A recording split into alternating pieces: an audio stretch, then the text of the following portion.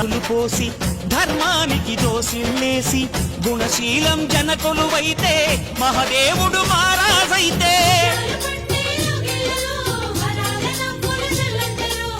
సుక్కల్లో వెన్నెల బొమ్మ పుట్టింటికి నడిచొస్తుంటే పక్కన చిరునవ్వుల వాడే శివదేవుడు అనిపిస్తుంటే